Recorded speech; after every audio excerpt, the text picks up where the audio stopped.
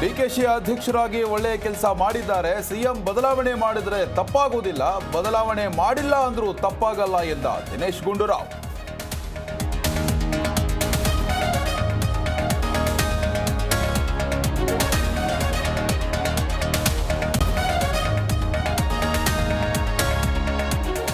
ಬೀದರ್ನ ಗುತ್ತಿಗೆದಾರ Sachin suicide case, Raju ಕಪನೂರ ಸೇರಿದಂತೆ 4 ಜನ ಅರೆಸ್ಟ್. ಹೆಚ್ಚಿನ ತನಿಖೆಗೆ ಸಿಐಡಿ ವಶಕ್ಕೆ ನೀಡೋ ಸಾಧ್ಯತೆ.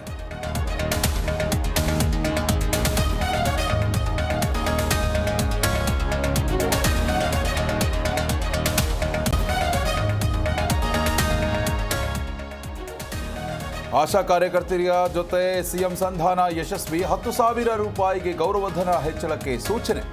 ಮುಷ್ಕರ ವಾಪಸ್ಗೆ ಆಶಾ ಕಾರ್ಯಕರ್ತೆಯರ ನಿರ್ಧಾರ.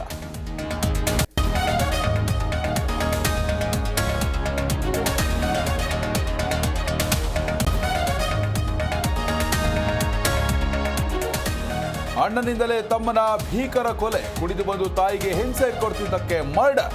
ಕೆಜಿಹಳ್ಳಿ ಠಾಣಾ ವ್ಯಾಪ್ತಿಯ ಅನ್ವರ್ ಲೇಔಟ್ನಲ್ಲಿ ಘಟನೆ.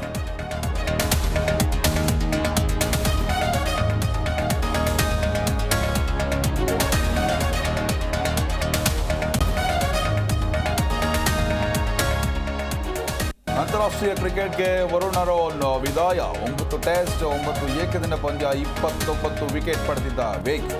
ನಿರಂತರ ಇಂಜುರಿಯಿಂದಾಗಿ ತಂಡದಿಂದ ಹೊರಗುಳಿದಿದ್ದ ವರುಣ್.